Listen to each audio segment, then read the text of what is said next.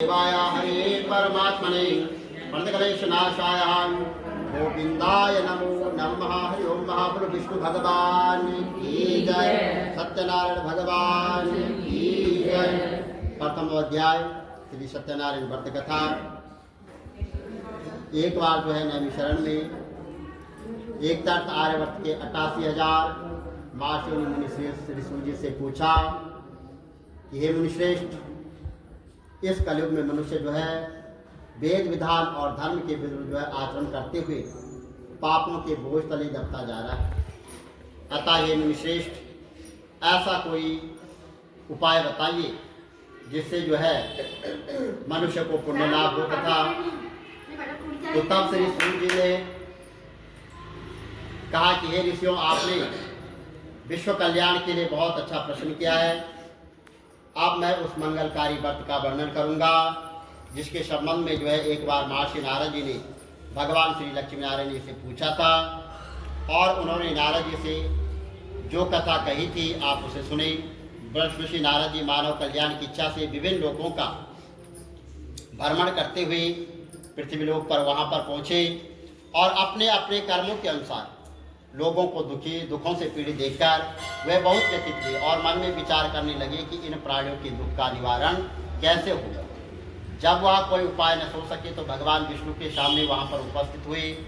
वहां जो है नारद जी ने श्वेत वर्ण और 4 भुजाओं वाली शंख चक्र गदा और पद्म से सुसज्जित देवों के इस भगवान विष्णु की स्तुति करते हुए कहा कि हे नारायण, आप सर्वशक्तिमान व सृष्टि के पालन करते हैं। आपका कोई आदि मध्य और अंत नहीं है। आप सृष्टि के कण कण में विद्यमान हैं और अपने भक्तों की मंगल कामनाएं पूरी करने वाले ही। मैं आपको नमस्कार करता हूं। तो नारद जी की इस प्रकार की स्थिति सुनकर भगवान विष्णु ने मुस्कुराते हुए बोला कि हे मुनिवर, निसंकोच होकर अपने आने का कारण बताइए। तब नारद जी ने कहा कि पृथ्वी लोक के प्राणी अपने अपने कर्मों के अनुसार विभिन्न योनियों में रहते हुए दुखों से पीड़ित हैं। मुझ पर कृपा करते हुए कोई ऐसा उपाय बताइए जिससे उनका दुख नष्ट हो सके। तब भगवान विष्णु ने कहा कि हे नारद, अब मैं ऐसे व्रत का वर्णन करने जा रहा हूँ जिसके करने से विश्व के सभी स्त्री पुरुषों को पापों से मुक्ति मिलेगी। निर्धनता नष्ट होने से मनुष्य आनंद पूर्वक जीवन यापन करेगा। श्री सत्यनारायण भगवान के इस व्रत को करने से उनकी सभी मनोकामनाएं पूर्ण होगी। नारद जी ने जब व्रत हेतु विधि विधान की जानकारी चाहिए तो नारायण बोले कि मनसा वाचा कर्मणा से शुद्ध होकर मनुष्य भक्ति एवं श्रद्धा भाव से किसी भी दिन यह व्रत कर सकता है। नैवेद्य आदि भक्ति भाव से अर्पित कर ब्राह्मणों को भोजन कराएं। वह दक्षिणा दे। इस प्रकार श्री सत्यनारायण की आराधना करने से सभी कष्टों से मुक्ति पाकर वह जो है धन संपन्न व सुखी होकर आनंद पूर्वक जीवन व्यतीत करता है। इति सत्यनारायण व्रत कथा प्रथम अध्याय संपूर्ण। बोलो सत्यनारायण भगवान की जय। द्वितीय अध्याय श्री सूजी बोले, हे ऋषि मुनियों, अब मैं आपको जो है उस निर्धन ब्राह्मण की कथा सुना रहा हूँ जिसने श्री सत्यनारायण भगवान का सबसे पहले व्रत किया। प्राचीन समय में वह निर्धन ब्राह्मण काशी में रहता था और भिक्षा मांगकर वह अपना जीवन यापन कर रहा था। ब्राह्मण की दुर्दशा देखकर ब्राह्मणों से प्रेम करने वाले श्री सत्यनारायण भगवान ने एक दिन बूढ़े व्यक्ति का रूप प्रवृत्त करके उसके पास जाकर आदर से पूछा कि हे ब्राह्मण देवता, तुम इस तरह घर घर भिक्षा मांगकर अनेक कष्टों को सहन करते हुए कैसे जीवन यापन कर रहे? तो दरिद्र ब्राह्मण ने कहा कि हे मित्र, आय का कोई साधन न होने के कारण मैं भिक्षा मांगकर जो है अपना जीवन यापन कर रहा हूँ। निर्धन ब्राह्मण की बात सुनकर बूढ़े व्यक्ति ने कहा कि हे मित्र, श्री सत्यनारायण भगवान का यह व्रत करने से सभी कष्टों का निवारण हो जाएगा। श्री सत्यनारायण भगवान की पूजा आराधना करने से तुम्हारी सभी मनोकामनाएं पूर्ण होगी और तुम्हारे घर में धन संपत्ति की वर्षा होगी। ब्राह्मण को व्रत करने की विधि बताकर सत्यनारायण भगवान अंतर ध्यान हो गए। निर्धन ब्राह्मण ने बूढ़े व्यक्ति द्वारा बताए व्रत को करने का निश्चय किया और जो है तो उस रात उसको नींद भी नहीं आई। वह व्रत करने के बारे में सोचता रहा और रात भर वह श्री सत्यनारायण भगवान का स्मरण करता रहा। प्रातः काल उठकर सत्यनारायण भगवान का व्रत रखने का निश्चय करता हुआ निर्धन ब्राह्मण भिक्षा मांगने के लिए निकल पड़ा। उस दिन उस ब्राह्मण को जो है भिक्षा में बहुत धन मिला और घर लौटकर उसने अपने आसपास के लोगों के साथ जो है भगवान श्री सत्यनारायण की पूजा करने व उन्हें व्रत कथा सुनने के बाद सभी को प्रसाद देकर स्वयं भी प्रसाद ग्रहण किया और कुछ ही दिनों में ब्राह्मण की निर्धनता दूर हो गई और उसके घर में जो है धन धान्य की वर्षा होने लगी। हे मुनि श्रेष्ठ, अब मैं आपको उन लोगों की भी कथा सुनाता हूँ जिन्होंने उस ब्राह्मण से ही श्री सत्यनारायण भगवान की व्रत कथा सुनकर या व्रत किया और उनके कष्ट दूर हुए। धन संपत्ति से संपन्न उस ब्राह्मण ने हर महानियमित रूप से व्रत करने के लिए जब अगले माह श्री सत्यनारायण भगवान का व्रत किया तो उस व्रत में बहुत से भाई बंधुओं को बुलाकर वहां पर मित्र सम्मिलित हुए और उसी समय एक बूढ़ा लकड़हारा वहां से जा रहा था। उसे बड़ी तीव्रता की प्यास लग रही थी, अतः वह जलती हुई इच्छा से उस बूढ़े लकड़हारे ने लकड़ियों के गट्टर को बाहर जमीन पर रखकर और घर के आंगन में पहुंचकर उस ब्राह्मण से पूछा कि हे ब्राह्मण देवता, आप यहाँ किसका पूजन कर रहे हैं और इस व्रत के करने से क्या लाभ होता है, कृपा करके मुझसे कहिए। तो बूढ़े लकड़हारे की बात सुनकर उस ब्राह्मण ने कहा कि मैं अपने बंधुओं और परिचितों के साथ श्री सत्यनारायण भगवान की पूजा कर रहा हूँ। इस व्रत को करने से श्री सत्यनारायण भगवान की अनुकंपा से निर्धनता नष्ट होती है और संसार के दुखों से मुक्ति मिलती है। ब्राह्मण से इस व्रत का वर्णन सुनकर बूढ़ा लकड़हारा बहुत प्रसन्न हुआ और मन ही मन में वहाँ जो है सत्यनारायण भगवान का व्रत करने का निश्चय किया। चलते हुए लकड़हारे ने मन में सोचा कि आज लकड़ियां बेचने से जो धन मिलेगा उस धन से मैं सत्यनारायण भगवान की पूजा करूंगा। ऐसा विचार करने से उस दिन लकड़हारे को लकड़ियों के अधिक रुपए मिले। लकड़हारे ने उन रुपयों से केले, दूध, घी, गेहूं का आटा, शक्कर खरीद कर घर लौटकर जो है लकड़हारे ने देवों की प्रिय काशी नगरी में श्री सत्यनारायण भगवान की पूजा की और उस पूजा में उसके परिवार की व आसपास के लोग सम्मिलित हुए। श्री सत्यनारायण भगवान की पूजा और व्रत कथा सुनने के बाद लकड़हारे ने प्रसाद बांटकर स्वयं ही प्रसाद ग्रहण किया। सत्यनारायण भगवान के अनुकंपा से लकड़हारे के घर में धन धान्य की वर्षा होने लगी, उसकी निर्धनता दूर हो गई। श्री सत्यनारायण भगवान की पूजा करते हुए लकड़हारा आनंद पूर्वक जीवन यापन करता हुआ अंत में मोक्ष को प्राप्त कर वैकुंठ धाम को चला गया। इति सत्यनारायण व्रत कथा द्वितीय अध्याय संपूर्ण हुई। सत्यनारायण भगवान की जय। तृतीय अध्याय। श्री सूत जी बोले कि हे ऋषि मुनियों, अब मैं जो है आपको जो है आगे की कथा सुनाता हूँ। प्राचीन समय जो है कनकपुर में उल्कामुख नाम का एक बुद्धिमान तथा सत्यवादी राजा राज करता था। वह प्रतिदिन मंदिर में जाकर सत्यनारायण भगवान की पूजा करता और निर्धनों को अन्न, वस्त्र और धन दान करता था। उसकी पत्नी सुभद्रा बहुत सुशील थी। वे दोनों हर महीने श्री सत्यनारायण भगवान का व्रत करते थे। श्री सत्यनारायण भगवान के अनुकंपा से उनके महल में धन संपत्ति के भंडार भरे थे। उनकी सारी प्रजा बहुत आनंद से जीवन यापन कर रही थी। एक बार राजा और रानी बहुत से लोगों के साथ जब भद्रशिला नदी के किनारे श्री सत्यनारायण भगवान की पूजा कर रहे थे तो नदी के किनारे एक बड़ी नाव वहां पर आकर ठहरी और उस नाव में एक धनी व्यापारी यात्रा कर रहा था। वहां बहुत सा धन कमाकर अपने नगर को लौट रहा था। उसका सारा धन जो उस नाव में रखा हुआ था। नाव से उतरकर व्यापारी राजा के समीप पहुंचा। राजा को पूजा करते देख उसने कहा कि हे राजन, आप इन सब लोगों के साथ मिलकर किसकी पूजा कर रहे हैं? इस पूजा के करने से मनुष्य को क्या लाभ होता है? तो राजा ने जो है व्यापारी से कहा कि हम जो है हर माह हर पूर्णिमा को सत्यनारायण भगवान का व्रत करते हैं और फिर पूजा अर्चना के बाद भगवान का प्रसाद लोगों में बांटकर स्वयं भी प्रसाद ग्रहण करते हैं। सत्यनारायण भगवान की पूजा से दुखियों के सारे दुख दूर होते हैं। राजा की बात सुनकर व्यापारी ने कहा कि राजन, मैं भी श्री सत्यनारायण भगवान का व्रत करना चाहता हूँ, कृपया मुझे इस व्रत को करने की विधि बताइए। राजा ने व्यापारी को सत्यनारायण व्रत की पूरी विधि बताई। राजा ने व्रत कथा सुनने के बाद व्यापारी को भी प्रसाद दिया। श्री सत्यनारायण भगवान का स्मरण करते हुए व्यापारी ने प्रसाद ग्रहण किया और लौटकर अपनी पत्नी लीलावती से कहा कि हमारी कोई संतान नहीं है। यदि भगवान सत्यनारायण की अनुकंपा से हमारी कोई संतान हुई तो मैं भी सत्यनारायण भगवान का व्रत अवश्य करूंगा।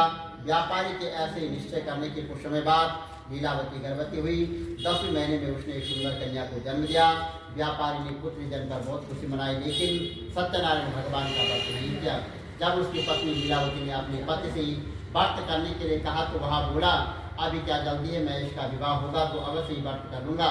और अपने पति के वचन सुनकर लीलावती चुप रह गई। व्यापारी की कन्या जो है कलावती शुक्ल पक्ष के चंद्रमा की तरह में वह बढ़ने लग गई। एक दिन जो व्यापार में बहुत सा धन कमाकर लौट व्यापारी ने अपनी बेटी को सहेलियों के साथ उपवन में घूमते हुए देखा तो उसे उसके विवाह की चिंता होने लगी। व्यापारी ने कलावती के लिए सुयोग्य वर ढूंढने के लिए अपने सेवकों को दूर दूर के नगरों में भेजा। व्यापारी के सेवक कंचनपुर नगर में पहुंचे और उस नगर में उन्होंने एक वाणिक पुत्र को देखा। वाणिक पुत्र अत्यंत सुंदर और गुणवान था। सेवकों ने वापस लौटकर व्यापारी को उस वाणिक पुत्र के बारे में बताया। व्यापारी उस सुंदर लड़की को देखकर बहुत प्रसन्न हुआ और कलावती का विवाह बड़ी धूमधाम के साथ उसके साथ कर दिया। दहेज में उसने जो है वाणिक पुत्र को बहुत सा धन दिया। कलावती का विवाह भी हो गया, लेकिन व्यापारी ने श्री सत्यनारायण भगवान का व्रत नहीं किया। लीलावती ने अपने पति से कहा कि नाथ, आपने कलावती के विवाह पर श्री सत्यनारायण भगवान का व्रत करने का निश्चय किया था, अब तो आपको व्रत कर लेना चाहिए। पत्नी की बात सुनकर व्यापारी ने कहा कि अभी तो मैं अपने दामाद के साथ व्यापार के लिए जा रहा हूँ और व्यापार से लौटने पर सत्यनारायण भगवान का व्रत और पूजा अवश्य करूंगा। या कहकर व्यापारी ने कई नावों में सामान भरा और अपने दामाद के सहित जो है सेवकों के साथ व्यापार के लिए वो निकल पड़ा। उस व्यापारी द्वारा बार बार व्रत करने का निश्चय करने और फिर व्रत न करने से सत्यनारायण भगवान क्रोधित हो गए और व्यापारी को दंड देने का निश्चय किया। व्यापारी अपने दामाद के साथ रतनसारपुर में पहुंचकर व्यापार करने लगा। एक दिन कुछ चोर महल में चोरी करके भाग रहे थे। सैनिक उनका पीछा कर रहे थे। भागते हुए चोरों ने सैनिकों से बचने के लिए चोरी का धन अवसर पाकर जो है व्यापारी की नाव में छिपा दिया। चोरों का पीछा करते हुए सैनिक व्यापारी के पास पहुंचे और उन्होंने व्यापारी की नाव की तलाशी ली तो उन्हें राजा का जो धन चोरी हो गया था वो धन मिल गया। तब सैनिक और व्यापारी उसके दामाद को बंदी बनाकर राजा के पास ले गए। राजा ने उन दोनों को जो है बंदी गृह में डाल दिया और उनका सारा धन ले लिया। सत्यनारायण भगवान के प्रकोप से उधर लीलावती पर भी मुसीबतों का पहाड़ टूट पड़ा। उसके घर में चोरी हो गई। चोर सारा धन चुरा कर ले गए। घर में खाने के लिए अन्न भी नहीं बचा। भूख प्यास से व्याकुल होकर व्यापारी की बेटी कलावती ब्राह्मण के घर गई। उस ब्राह्मण के घर में सत्यनारायण भगवान की व्रत कथा हो रही थी। उसने भी वहाँ बैठकर सत्यनारायण भगवान की व्रत कथा सुनी और प्रसाद लिया। घर लौटकर जो है कलावती ने अपनी माँ लीलावती को सारी बात बताई। कलावती ने श्री सत्यनारायण भगवान की व्रत कथा की बात सुनकर लीलावती ने भी जो है व्रत करने का निश्चय किया। अगले दिन ही लीलावती ने अपने परिवार और आसपास के लोगों के साथ सत्यनारायण भगवान का पूजन और पूजा के बाद सबको प्रसाद बांटकर स्वयं भी प्रसाद ग्रहण किया। लीलावती ने अपने पति और दामाद के घर लौट आने पर की मनोकामना से श्री सत्यनारायण भगवान का व्रत किया था। लीलावती के विधि पूर्वक व्रत करने और प्रसाद ग्रहण करने से सत्यनारायण भगवान ने प्रश्न होकर उसकी जो है मनोकामना पूरी की। उन्होंने राजा चंद्रकेतु को स्वप्न में दर्शन देकर कहा, हे राजन, व्यापारी और उसका दामाद बिल्कुल निर्दोष हैं। सुबह उठते ही दोनों को जो है मुक्त कर दो। उन दोनों का सारा धन जो है वापस लौटा दो। यदि तुमने ऐसा नहीं किया तो मैं तुम्हारा सारा वैभव जो नष्ट कर दूंगा। इतना कहकर सत्यनारायण भगवान इंतजार हो गए और प्रातः होते ही राजा चंद्रकेतु ने अपने मंत्रियों और राज ज्योतिषों को रात के स्वप्न की बात बताई तो सबने जो है व्यापारी और उसके दामाद को छोड़ देने के लिए कहा। राजा चंद्रकेतु ने तुरंत उस व्यापारी और उसके दामाद को छोड़ दिया। उनका सारा धन भी वापस कर दिया। इस प्रकार श्री सत्यनारायण भगवान के अनुकंपा से व्यापारी और उसका दामाद दोनों खुशी खुशी अपने नगर की ओर चल दिए। इति सत्यनारायण व्रत कथा तृतीय अध्याय संपूर्ण। बोलो सत्यनारायण भगवान की जय। चतुर्थ अध्याय। श्री सूर्य जी बोले कि उस व्यापारी ने अपने दामाद के साथ शुभ मुहूर्त में नाव द्वारा रतनसारपुर से प्रस्थान किया। लंबी यात्रा करने के बाद व्यापारी ने एक नगर के किनारे नाव को रोककर भोजन किया और फिर दोनों ने विश्राम करने लगे। तभी सत्यनारायण भगवान साधु के रूप में व्यापारी के पास पहुंचे और पूछा कि हे बाणी, तेरी नाव में क्या लदा हुआ है? तो व्यापारी ने सोचा कि ये दंडी साधु अवश्य ही कुछ मांगने की इच्छा से ये सामान के बारे में पूछ रहा है। यह सोचकर व्यापारी ने झूठ बोल दिया कि हे दंडी, मेरे नाव में तो बेल और पत्ते भरे हुए। तो व्यापारी के झूठे वचन सुनकर भगवान सत्यनारायण ने क्रोधित होते हुए कहा कि हे वैसे जो तुमने कहा है वही सत्य होगा। इतना कहकर सत्यनारायण भगवान कुछ मुरझाकर अंतर्ध्यान हो गए। उधर जो है व्यापारी दंडी साधु को वहां से खाली हाथ लौटाकर बहुत प्रसन्न हुआ। लेकिन जब व्यापारी ने अपनी नाव में बेल और पत्ते भरे हुए देखे तो वहाँ विलाप करने लगा और अपने झूठ बोलने पर प्रायश्चित करने लगा। रोते रोते व्यापारी मूर्छित हो गया। कुछ देर बाद जब उसकी मूर्छा नष्ट हुई तो उसके दामाद ने कहा, आप दुखी मत होइए, यह सब जो है दंडी साधु के शाप के कारण हुआ है। अब वही दंडी हमें इस विपत्ति से छुटकारा दिला सकते हैं। दामाद के वचन सुनकर व्यापारी दंडी साधु की तलाश में चल गया और कुछ देर ढूंढने के बाद उसे एक वृक्ष के नीचे दंडी साधु के रूप में भगवान सत्यनारायण मिल गए। व्यापारी ने दंडी साधु के चरणों में गिरकर क्षमा मांगी। दंड स्वरूप सत्यनारायण भगवान बोले कि हे बाणी पुत्र, तेरे झूठ बोलने के कारण ही मैंने तुझे दंड दिया है। तूने बार बार मेरी पूजा करने के लिए कहा लेकिन कभी पूजा नहीं की। व्यापारी ने तब हाथ जोड़कर कहा कि हे भगवान, आप तो जो है दीन दुखियों के कष्ट दूर करने वाले हैं। मेरी इस गलती को भी क्षमा करें। आपके रूप को तो ब्रह्मा भी नहीं जान पाते हैं, फिर भला मैं अज्ञानी कैसे आपकी लीला को समझ पाता। अब मैं जीवन में कभी झूठ नहीं बोलूंगा। सदैव जो है सत्यनारायण भगवान का व्रत और पूजा किया करूंगा। आप मुझ पर अनुकंपा करें। व्यापारी की क्षमा यातना को सुनकर दंडी साधु ने उसे क्षमा कर दिया। उसी समय व्यापारी की नाव में जो है भरे हुए बेल और पत्ते धन धान्य में परिवर्तित हो गए। और व्यापारी ने अपने सेवकों के साथ अगले दिन सत्यनारायण भगवान का व्रत करके उनकी पूजा की। सबको प्रसाद वितरित करके स्वयं भी प्रसाद ग्रहण करके व्यापारी अपने नगर की ओर चल पड़ा। अपने नगर में पहुंचकर व्यापारी ने एक सेवक को अपने घर में भेजा। सेवक ने लीलावती को सूचित किया। उस समय लीलावती और कलावती वे दोनों भगवान सत्यनारायण की पूजा कर रही थी। पति और दामाद के लौट आने का समाचार सुनकर लीलावती ने पूजा पूरी करके प्रसाद ग्रहण करने के बाद कलावती से कहा कि बेटी मैं नदी किनारे जा रही हूँ, तो भी प्रसाद ग्रहण कर शीघ्र आ जाना। और कहकर लीलावती नदी की ओर चल पड़ी। परंतु कलावती पति से मिलने की खुशी में प्रसाद ग्रहण किए बिना ही घर से निकलकर नदी किनारे जा पहुंची। उसके प्रसाद ग्रहण करने के कारण सत्यनारायण भगवान क्रोधित हो गए। उन्होंने व्यापारी की नाव को नदी में डुबो दिया और अपने पति को वहां पन देकर कलावती ने रोना शुरू कर दिया। तब व्यापारी ने पुत्री से कहा कि अवश्य तुझसे कोई भूल हुई हो, इसलिए जो है सत्यनारायण भगवान ने तुझे दंड दिया है। तब व्यापारी ने भगवान सत्यनारायण से प्रार्थना की, हे भगवान, मेरे परिवार की किसी स्त्री पुरुष से कोई भूल हुई हो तो उसे अवश्य क्षमा कर देना। तभी आकाशवाणी हुई, हे वाणी पुत्र, तेरी कन्या मेरा प्रसाद ग्रहण किए बिना ही चली आए। यदि अब घर पहुंचकर तेरी कन्या प्रसाद ग्रहण करके वापस आ जाए तो उसे पति के दर्शन होंगे। और कलावती ने वैसे ही किया। उसके प्रसाद ग्रहण करके वापस लौट आने पर नाव जल के ऊपर आ गई। दामाद भी सुरक्षित नदी से निकल आया। घर लौटकर व्यापारी ने अपने परिवार के साथ मिलकर विधि अनुसार श्री सत्यनारायण भगवान की पूजा की। उनकी सभी इच्छाएं पूरी हुई। इति सत्यनारायण व्रत कथा चतुर्थ अध्याय संपूर्ण। बोलो सत्यनारायण भगवान की जय। पंचम अध्याय। बोले कि ऋषिमुनियों, मैं और भी कथा सुनाता हूँ। कौशलपुर में एक राजा था तुंगध्वज। प्रजा उसकी छत्र छाया में आनंद पूर्वक रह रही थी। राजा तुंगध्वज अपनी प्रजा के सुख दुख का बहुत ध्यान रखता था, लेकिन एक बार उसने सत्यनारायण भगवान का प्रसाद ग्रहण नहीं किया। तब सभी को चिंताओं से मुक्त करके धन संपत्ति से भंडार भरकर प्राणियों को जीवन के सभी सुख देने वाले श्री सत्यनारायण भगवान ने राजा को प्रसाद ग्रहण न करने का दंड दिया। एक दिन जो है राजा तुंगध्वज जंगल में हिंसक पशुओं का शिकार करने के लिए निकला था। शिकार का पीछा करते हुए वह अपने सैनिकों से अलग हो गया और देर तक हिंसक जानवरों का शिकार किया था। कुछ देर वह विश्राम करने के लिए एक वृक्ष के नीचे बैठ गया और समीप कुछ चारवाई श्री सत्यनारायण भगवान की पूजा कर रहे थे। राजा ने उनके पास से गुजरते हुए सत्यनारायण भगवान को नमस्कार नहीं किया। चारवाओं ने राजा को पूजा के बाद प्रसाद दिया तो राजा ने प्रसाद भी ग्रहण नहीं किया और घोड़े पर सवार हो अपने नगर की ओर चल दिया। राजा जब नगर में पहुंचा तो देखा कि उसका सारा वैभव नष्ट हो गया है। श्री सत्यनारायण भगवान के प्रकोप से राजा निर्धन हो गया। तब राजज्योतिषियों ने राजा से कहा कि महाराज, आपसे अवश्य कोई भूल हुई है। अगर आप उस भूल का प्रायश्चित कर ले तो सब कुछ पहले जैसा हो जाएगा। तो राजा को अपनी भूल का तुरंत स्मरण हो आया।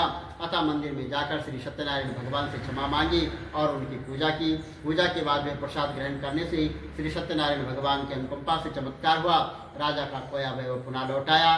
श्री सत्यनारायण भगवान के अनुकंपा से जीवन के सभी सुखों का भोग करते हुए अंत में राजा मोक्ष को प्राप्त हुआ। श्री सत्यनारायण भगवान के व्रत पूजा को जो भी मनुष्य करता है उसके सभी दुख चिंताएं नष्ट होती है। सभी मनोकामनाओं को प्राप्त कर मनुष्य मोक्ष को प्राप्त कर सीधे वैकुंठ धाम को जाता है।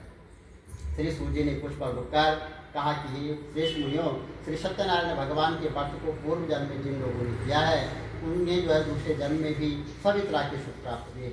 वृद्ध सदानंद ब्राह्मण ने पूर्व जन्म में सत्यनारायण भगवान का विधिवत व्रत किया तो दूसरे जन्म में सुदामा के रूप में भगवान की पूजा करते हुए अंत में जो मोक्ष को प्राप्त कर वैकुंठ धाम को चला गया। उल्टा मुख राजा अगले जन्म में राजा दशरथ के रूप में मोक्ष को प्राप्त करके वैकुंठ हो गया। व्यापारी ने मोर ध्वज के रूप में जन्म लिया और अपने पुत्र को आरे से चीरकर भगवान के अनुकंपा से वैकुंठ को प्राप्त किया। राजा तुंगध्वज अगले जन्म में मनु के रूप में जन्म लेकर सदकर्म करते हुए मोक्ष को प्राप्त कर वैकुंठ धाम को चले गए। हे ऋषिमुनियों, श्री सत्यनारायण भगवान का व्रत और पूजा मनुष्य को सभी चिंताओं से मुक्त करके अंत में मुक्ति पाकर मोक्ष प्राप्त करता है। बोलो विष्णु भगवान की जय। सत्यनारायण भगवान की जय। श्री कमल नेत्र कटी पीतांबर अधर मुरली गिरधरम मुकुट कुंडल कर लोट किया सावरे राधे वरम। एक फूल यमुना धेनु आगे सकल गोपियों मन हरम। एक वस्त्र गरुड़ वाहन चरण सुत नित सागरम। करत देव करोल कुंड भवन जागरम। अदर हमारे अडोलरी सब कुशोता तमयपरापरं दीननाथ दयाल गिरधर कंस शरणं गलपूलमाल विशाल लोचन अधिक सुंदर केशवं वंशीधर वसुदेव चायो कालीचर श्री वामनं जलरूप ते गजराकरेणो लंका चेजो रावणं साप्तदीपनव कंठ 14 पवन तीनों दिक्पदं द्रौपदी की लाज राखी कहा लोकमाचरण दीननाथ दयाल पूरण करुणमय करुणाकरं कविदत्त दास विलास नित नाम जप नित नागरं प्रथम गुरु के यस्य ज्ञान प्रकाशितं आदि विष्णु जुगादि ब्रह्मा सेवते शिव शंकरं कृष्ण केशव कृष्ण केशव कृष्ण यशुपति केशवं श्री राम रघुवर राम रघुवर राम रघुवर राघवं श्री राम कृष्ण बिंद माधव वासुदेव श्री वामनं वाच्य कचवाराह नरसिंह पाहि रघुपति पावनं मथुरा में केशव राजे गोकुल बाल मुकुंद जी श्री वृंदावन में मदन मोहन गोपीनाथ गोविंद जी धन्य मथुरा धन्य गोकुल जहाँ श्रीमती अवतरे धन्य यमुना नीर निर्मल बाल बाल सखावरे नवनीत नागर निरंतर श्रीवितर्मोहितं कालादिकर्त करत क्रीडा बाल अद्भुत सुंदर बाल बाल सखविराजे संग राधे भामनी कंस बट जट निकट यमुना मुनिके सुहावन वरराज विरघु वंश उत्तम परम राजकुमार जी सीता के पति भक्तन के गति जगत प्राण आधार जी जनक राजा पनक राखे धनुष बाण चढ़ावई सती सीता नाम जाति श्री रामचंद्र प्रणामई जन्म मथुरा खेल गोकुल नंद के नंदनम बाल लीला अतीत पावन देव की वसुदेवकम श्री कृष्ण कलमल हरण जाति जो भजे हरि चरण को भक्ति अपनी देव माधव भव सागर के करण को जगन्नाथ जगदीश स्वामी बद्रीनाथ विशंबरम द्वारिका के नाथ श्रीपति केशवं प्रणमामि श्री कृष्ण अष्टपद पढ़तरि श्री विष्णु लोक सगतम श्री गुरु रामानंद अवतार स्वामी कविदत्त दास समाप्तवम श्री कमल नेत्र समाप्तवम विष्णु भगवान